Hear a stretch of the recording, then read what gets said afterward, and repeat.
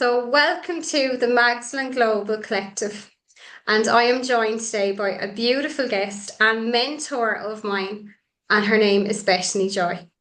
And she has really taught me through finding her how it is to actually not just feel something outside of yourself, but to actually live it, to actually embody it more and more and more, that it's part of your body, it's part of your way of being, it's part of who you are, and it's not something that's outside of yourself. And I'm so happy for all of my listeners and my community to hear more about her and her amazing story, as she has found this journey of being a sacred retreat facilitator and rose priestess, among her many titles, I would say as well. But we're going to share her story today, and I'm going to introduce you now to Bethany Joy. So, Bethany, it's lovely to have you on the podcast, and Thank I you. would Nice love you meeting to you. share your story. Oh gosh, what part of my story? Could you share how, because it's always so interesting, like how did you go from Bethany Joy, we'll say the life you had, or the old life, the life you knew before Uh-huh. this all happened, and you Yeah. you completely had that turnaround. What was your turning point, or what was your, how did it happen for you? How did you find the path? Yeah, good question. Well, it's funny because you said like Bethany Joy, you've been, and I actually changed my name legally. So I was born Bethany Joy Hard, like hard, you know? Oh, And I wow. never liked that name as a kid. I was always be like hard, when teachers would ask me. And so when I got married, I didn't take my husband, now ex-husband's last name. So when we were getting divorced, I was like, why do I kept this name that I've never liked, you know? And so I decided to make my middle name my last name. So I legally did that. I legally dropped my last name, and it felt like I was like changing my karma. It was like I'm going from a life that's hard like to one of joy, you know? So that was after my divorce, so almost 10 years ago. And that actually was a big turning point in my life. But I was born like absolutely loving God, like a little mystic. I was born in a Christian household, and there were parts of it that were beautiful. Like my mom really embodied unconditional love. I think she had a lot of Mother Mary energy. I know she has a lot of Mother Mary energy. But my dad was the more like patriarchal and rigid and rules and pretty and oppressive. He was oppressive. And so I came in with like this big sense of justice in me too. And I knew the way he was acting and even the way he was portraying God was like wrong. And so we would fight all the time. Like I was always in trouble, always getting like I think I was spanked like every day of my childhood. Like a little they would try to cast the demon of what was it? The spirit of rebellion out of me. Or get the devil out of you, as they say in Yeah. Ireland. Yeah, when you're Yeah, bold, yeah, when you're bowled. yeah. So there was like all this friction with that, but even in Mm, the middle of that, and he also had a really tender heart, like right, we all have more than one side. So in the middle of that, I really had this huge love of God, but then in I'd say my late teens, early 20s, I moved away from Christianity and just felt like God was so much bigger than one religion. And I started getting into yoga and all of that. And then I met a mentor, Dr. Joseph Michael Levry, who is a Kabbalah master and yogi. And I started studying with him, and that really was a huge turning point. So that was like mid to late 20s. I was living in New York City. I was a dancer, a professional dancer. And that was like the time in my life I was getting injured from dance and having to kind of switch my yeah. profession. And that was the time in my life where I was like, oh, this feels like true spirituality. This feels like when you're talking about the embodiment, like Mm, I'm fully embodied in this body because again, I was a dancer. So I wanted to move my body and feel God, goddess in my body too. And that, what he taught and that kind of yoga and everything allowed me to embody that. But then I'd say it was really around 2020 when I came consciously into the priestess path. Um, and I heard someone say Isis Magdalene Rose lineage, and like everything in me lit up. And I was like, Yeah, you're just drawn like a moth to the flame. It was like, oh, I yeah. want this. I was like, that's me, you know? And Yeah. so everything that I had lived up until that point, I really was learning from shamans at one point and in Mhm. that, understanding and learning in that world and the yoga world too. And then it sort of, led me to the place where I am now. And you always speak about as well, I know in your mentorship classes, like you do them every week, and you often speak about as well that you ask for all of the initiations to be gentle. Yeah. And that you didn't go through as much of like the body like ascension symptoms and the tiredness and the fatigue and everything that goes through when you come out of the cocoon and you're like from the caterpillar to the butterfly, when you're Yeah. releasing all of your stuff. So would you say you were kind of more gently brought onto the path when you heard the call of the goddess? Or was your life actually shaken up for a while? I mean, there were definite periods where it was shaken. I mean, I had a really, really hard decade, like a really, like my whole 30s was a lot of suffering. And that was in a marriage with a narcissist type that was three little kids, doing everything on my own, really having no support, no family here. Um, some support. His mom lives in my city and she was actually very helpful. So that time really was a time that life brought me through of, I mean, like, and I feel like that was a point of me really facing my own shadow, my own ego, seeing it reflected in my husband, like much amplified in him. But it was like any of the ways that would work for me before, if I go into shadow or, he would be so much worse. It would be like I would have to see myself. I would have to recognize that. And at that time, I took 100% responsibility for my life. 100%. Everything that has happened, everything that is happening, all the choices I made, like I take responsibility for it. And from there, I can transmute it and I can change it and I can make different choices. But it was a it was a hard 10 year. It was like 10-year initiation that I think I grew many lifetimes in that brought me to the place of, where I am now. Yeah, so it's almost like the catalyst for change as well. Yeah. It's that person that is like they're your resistance.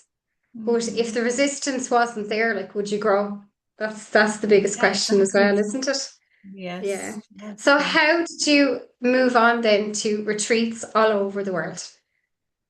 I Because you've started you've that. given yeah. Yeah, I've done that for 15 years and it started in that hard marriage where I had traveled a ton in my 20s before I was married. I had lived in Central America. Um, and it's part of like who I am. And we were so broke and these little kids, and I couldn't travel. And I was like, how can I travel for free? I was like, we're truly asking, like, I have to travel again. And I'd been leading workshops, I'd been teaching yoga and doing different things. And it was like this like divine thought came in, like, you can lead retreats. And I was like, oh. And so from there I started. And so for many years of trial and error, um, I've really built a system now with retreats that can be, you know, so transformational for the participants and highly profitable. I didn't start that way, but I've built a system and I train other people how to lead retreats, sacred retreats like that too. Yeah, it's amazing. It's amazing. What would you say then for the women that are maybe interested in the sacred retreats, or would like to become a facilitator? What have you seen that women have gotten out of it the most? So the participants, what have they gotten out of it? Mm. Yeah. Retreats are like these little these like I don't know, little wombs or something where massive transformation happens in a short amount of time because you're in this container 24/7. You're plucked out of your daily life. You're put, into this usually a beautiful environment. Everything's taken care of for you, like the food and the transportation, everything, and you can just relax and really be in the experience. So you're not having to do all your everyday life things, right? As like a woman and a mom and all that. So you can really drop in. I can see you Yeah, like, well, that yes, would be a make me dream. That feel would be a that. dream for me. Absolutely, it's on the way. But I know, I like was that going to. alone, like having your meals done for you is like Oh yeah, vacation. yeah, Um, absolutely. Yeah, when so you can just drop into being and just totally. being yourself as well, it's Yeah. absolutely amazing. Yeah, And it's then amazing. because we go to, I lead retreats to sacred sites. And so and I do preparation with the participants beforehand to get them ready. And then when we're there at the sites, we're working in unison with the land. We're receiving and giving, and where I go are powerpoints and ley lines on the planet and temples and really special places that I feel we're called to. And those on my retreats are called like their frequency, their unique blueprint is called to be in a specific place and time on the planet. And from there, like there's this beautiful healing not only for the participants but also for the world. I often go on sacred days, the equinoxes or the solstices, and it's truly like I'm called, like, oh, this place we're supposed to be at this time, and other women are as well, and sometimes men. I have some men that go too, and so the transformations that occur are so much beyond just the retreat itinerary or Yeah, what it's I've really divinely set up. orchestrated, isn't it? Yeah, Yeah, from the exact timing and the exact moment they're supposed to be there. How would you define like the word priestess? What does priestess, what does it mean to you? well, Or first as and you talk about the new art, like yeah. priestesses of the new art, for someone who doesn't know, like how would you define it or explain it? Well, first of all, I had a big aversion to the word priestess when I first started hearing it. And I was hearing priestesses of the new earth, priestesses of the new earth. And I was like, priestess. I don't want to go down. What is that? I don't want to go down that path. Like, And I what had does it some, remind you of? Because I'm just thinking for someone who doesn't know, like would they think of priest and then it's the uh-huh. priestess? Is it that kind of ordination or yeah? I What mean, would you think of? what I think, and the reason I think I had that aversion was because of a programming in the collective around the word priestess that I was picking up on. And I think that this is a program that happened for hundreds, thousands of years around powerful spiritual women. Mhm. And so the word priestess, just like the word witch and things like that, were thwarted to be something. So the way I was perceiving is like, oh, this is like a dark, seductive, manipulative kind of woman, and I had to really sit with it and be like, why do I feel that way? Why do I think that? And To the really years deep. of Christianity. Isn't Yeah, that the biggest exactly. part of it? Yeah. So when I was Yeah. able to shed that off and like, shed that programming off, what really purely came through as a priestess is for me is a bridge between where it's a bridge between heaven and earth.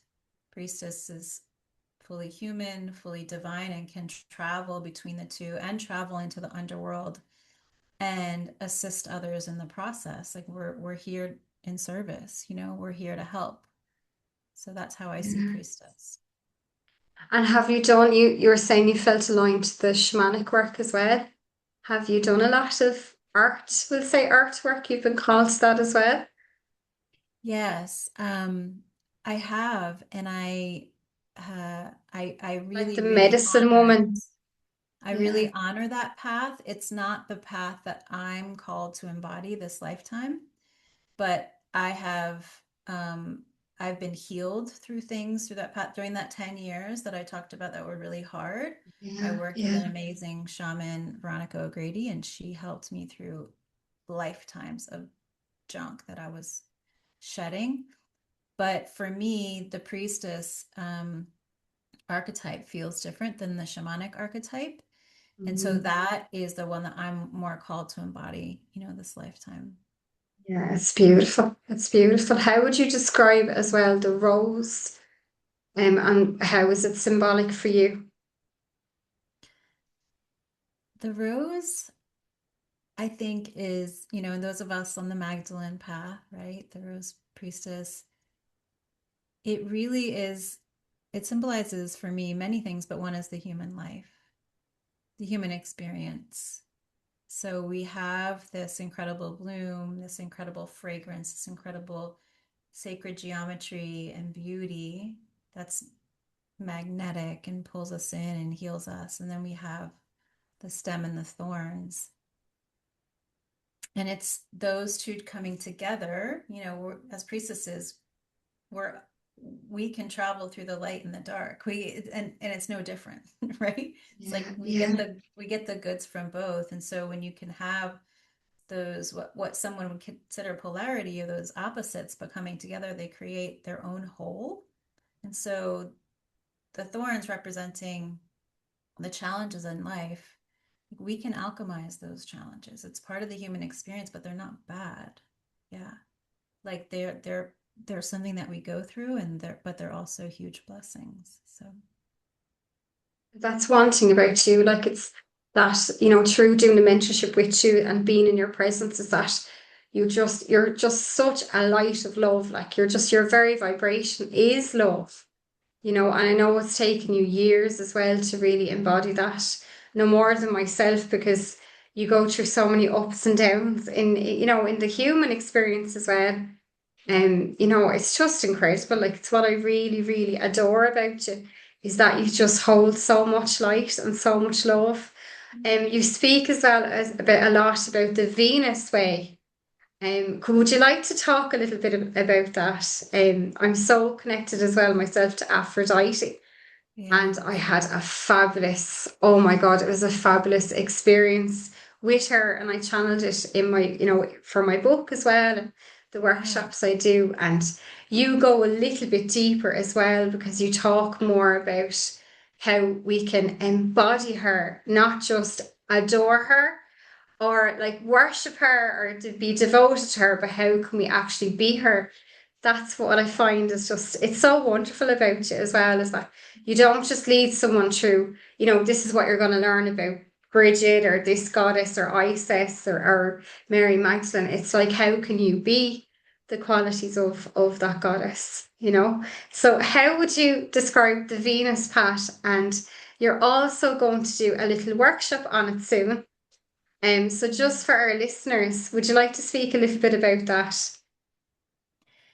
Well, first of all, thank you for saying those things, lisamarie. And I absolutely, like I've told you, I absolutely love your presence as well. And I've read a tiny bit of your book, and I can't wait to read the whole thing because it feels like a purely channeled oracular book as well.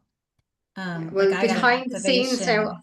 behind Yeah. the scenes, I was as high as a kite writing that book. Like I was just up there. Yeah, I I was could trying to feel catch it. myself afterwards. Yeah, yeah, it's beautiful.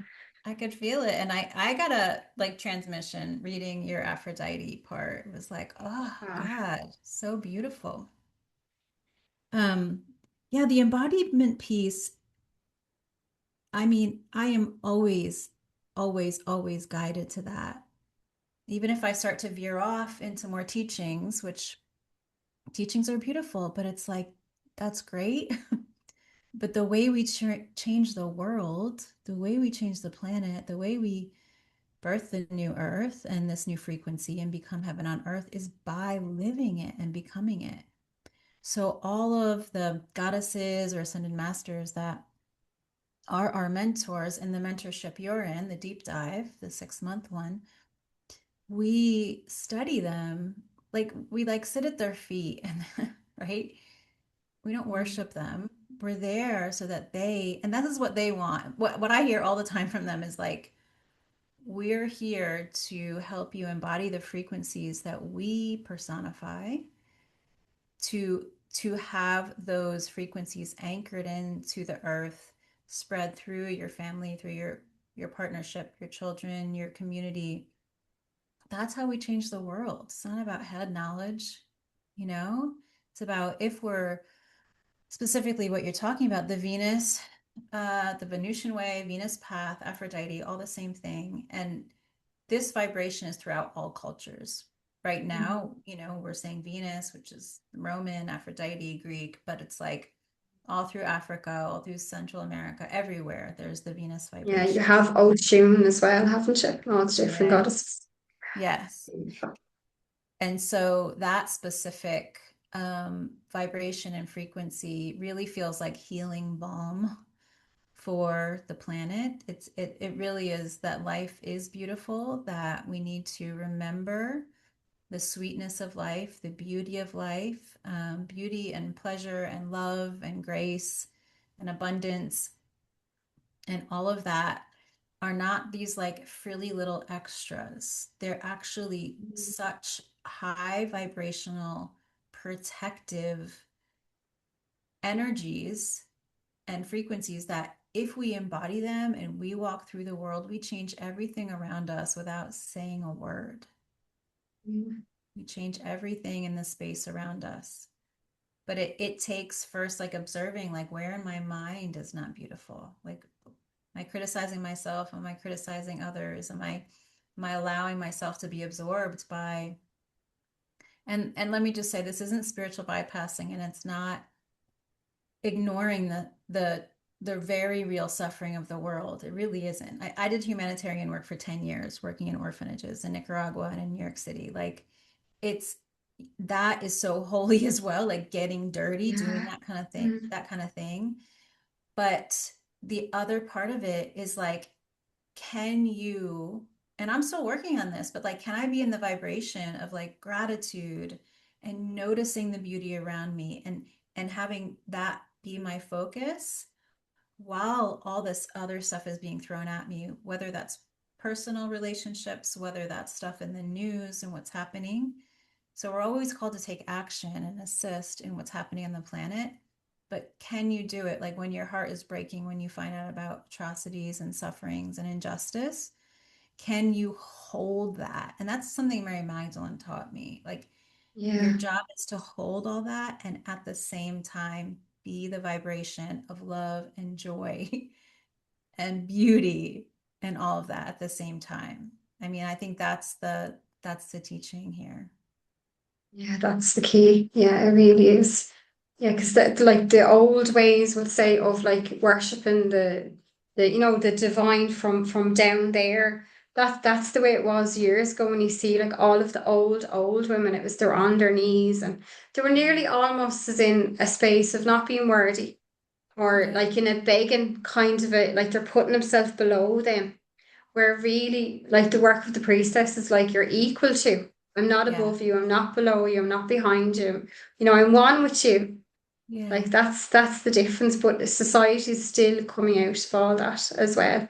I love that about you is that you always say, I'm not spiritual bypassing here, but what you need to plant is those seeds of love into Mhm. all the different areas as well. You know, I found myself too, even with other people, and I'm sure the listener as well, is that a lot of the time people are just projecting a lot and they can project in their own stuff and it might only come years and years down the line that they finally see that maybe the person in their lives is actually loving and beautiful and warm and kind and everything that you missed because you Yeah. could be projecting an old flaw like or an old condition as well. So like what I'm teaching myself and I know yourself as well is like look within and when you do the inner work like that's the biggest part is like hold the rose within you and then you'll see how everything else dissolves.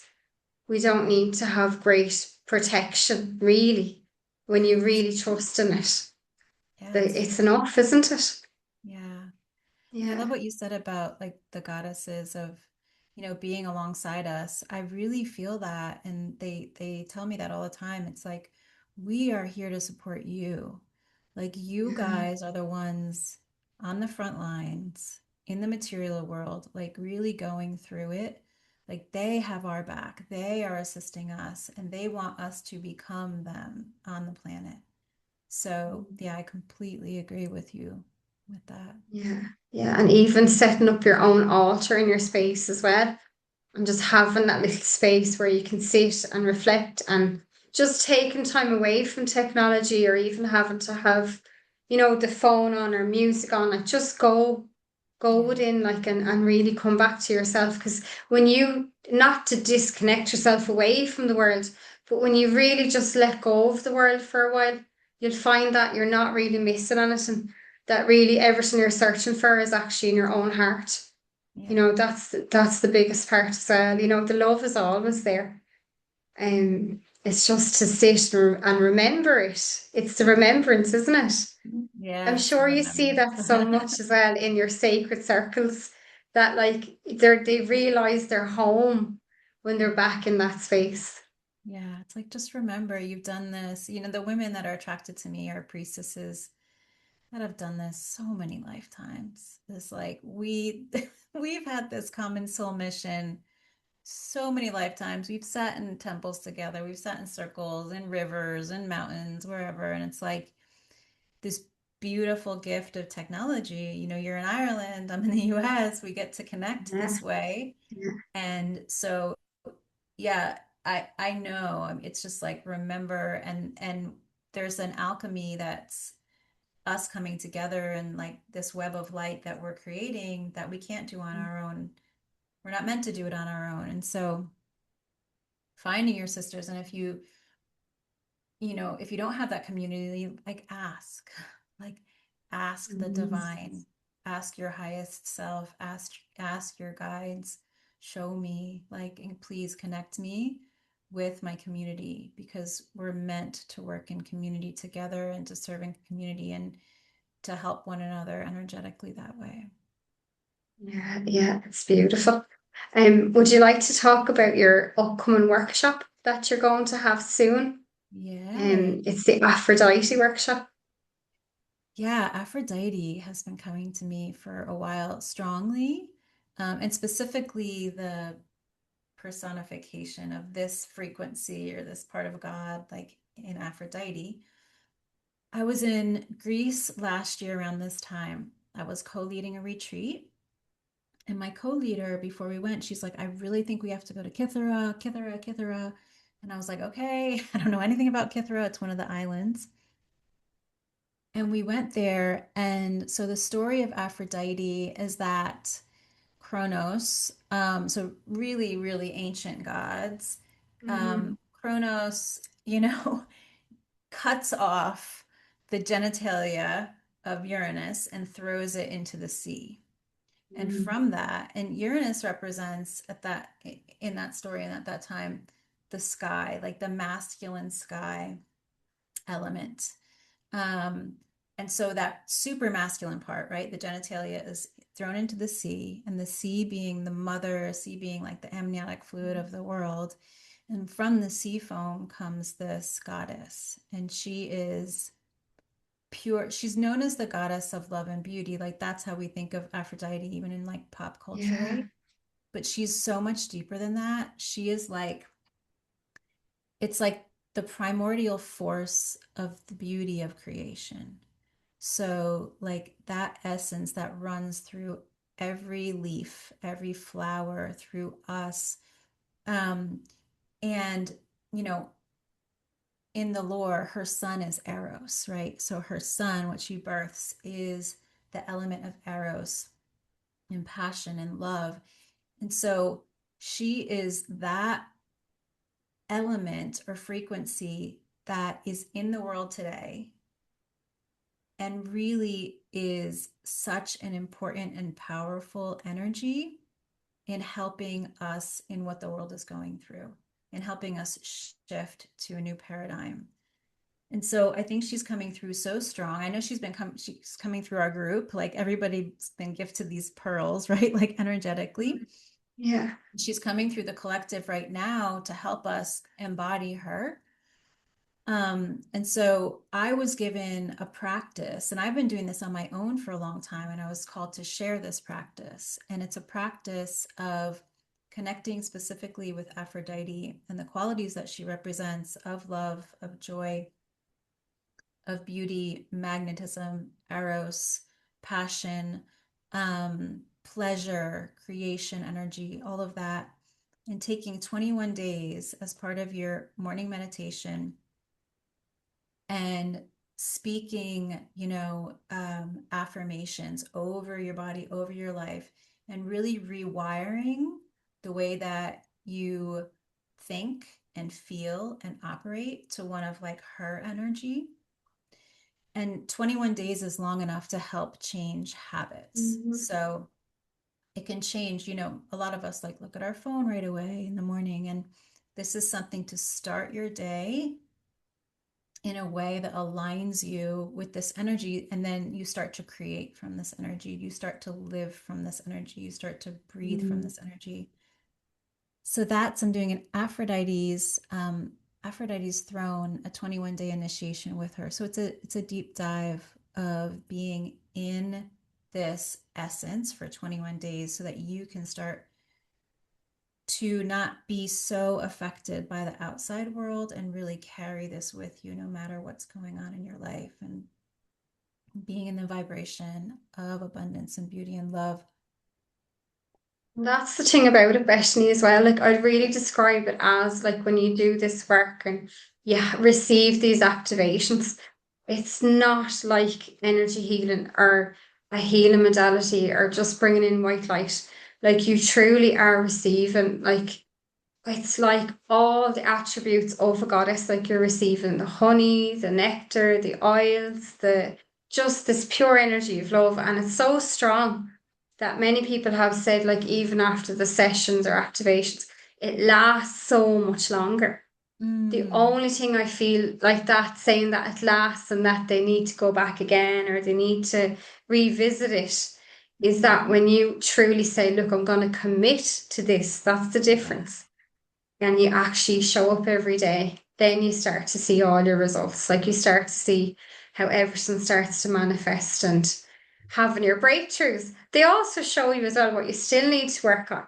If you're still stuck or something's still showing up, like, they're very truthful as well, the goddesses, aren't they? Like, they They really certainly hold are. a Yeah. mirror and say, look, you need to look at this too. Yeah. Yeah, they won't let us get away with it because that's what we want. We're asking to live these incredible lives and be our authentic selves. And one of her messages, it's so clear, is like you're meant to enjoy your life. Like you're not here to suffer, you're not here to be a slave. You're meant to live a beautiful life. And there'll be initiations to go through to get there, and your own belief systems and your own vows and in the past and all of that, but like you're meant to live a beautiful life.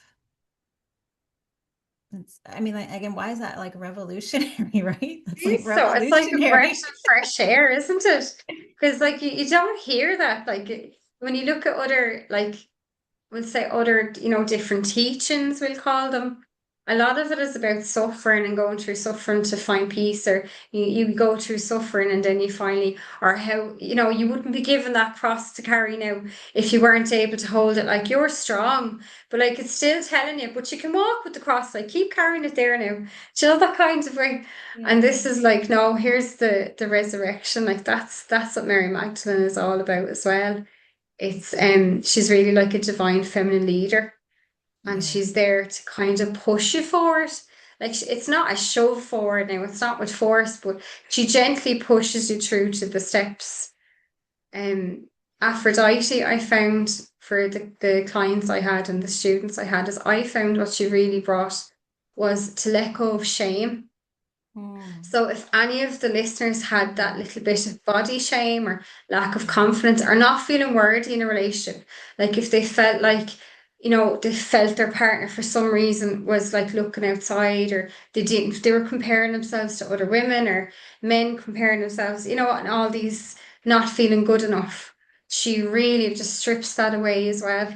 Because she's Mm, like, look, love your body and come into that yeah. sensuality, what most women are afraid of, even that word, that's And it's the the, senses. We're made of yeah, the five senses. So that's the embodiment too, to like fully be in yeah, your senses. And it's so delicious when you just look around in your room right now and look at like the colors and the symbols and the shapes and the beauty mm, and the art and you know, or mm, you're out in nature and you just observe and you hear and you smell. That's your senses. That's sensuality. And somebody that's fully in their senses is just like so magnetic as well. And they're sensual, they're sexy because mm, all like sex energy is creation energy. That's all it mm, is, mm, you know? And so this energy, like, why do they say sex sells? It's because it's life. mm, mm, Sexual energy is life. And, and that's something about Aphrodite is she's so full of life. I mean, that's her whole essence is life. I mean, that's what you could just say. Aphrodite is life giving. And yeah, so when we embody all that, of course it's magnetic and people want to, you know, live their lives fully. Everybody wants to, but like you were saying, we get caught in this belief that it has to be hard. limitations. Mm. And of course there are hard Really the chapters. limitations, yeah, yeah. Yeah. I'd love to ask you as well, Bethany. I was asking you at the start, is there a little offering just to finish up for our listeners? Would you like to offer a little meditation or a little prayer or just a little Yeah. invitation into the energy? Yeah, let's do a little Venus, Aphrodite, like a little taste of her energy. Yeah. Beautiful. Okay. Let's just close the eyes and take a deep breath in and really just feel your body. This incredible temple you've been given that's carried you throughout this human life. And just say thank you, thank you, thank you, thank you, thank you, thank you, thank you. You're so strong. You're so beautiful. You're so supple. Thank you for carrying me.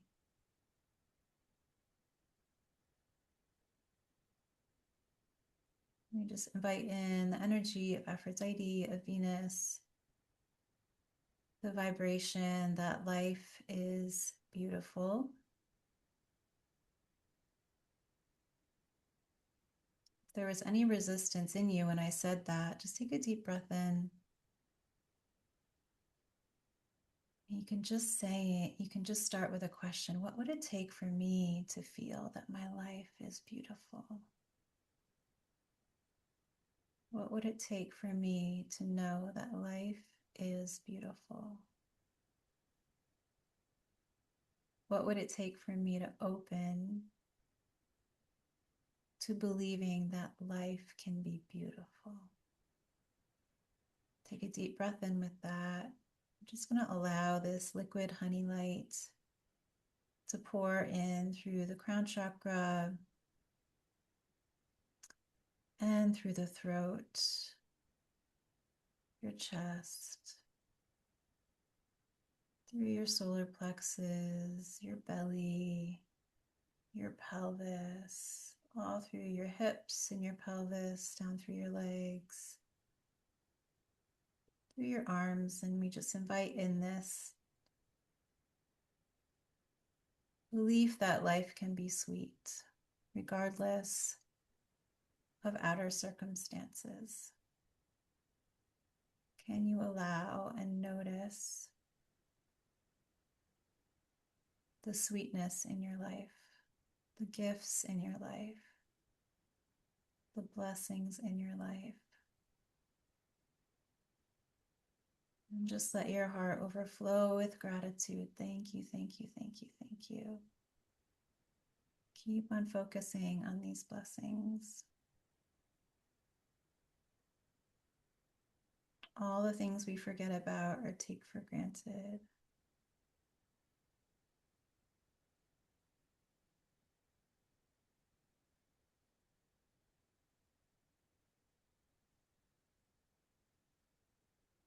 Let's take a deep breath in together.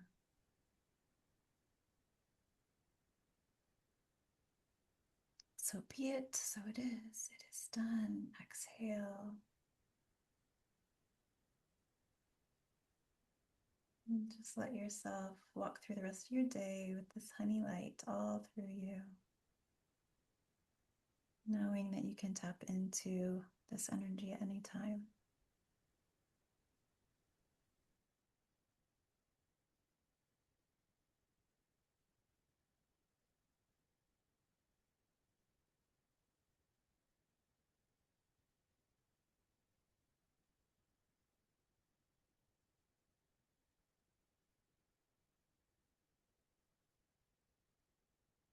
Beautiful.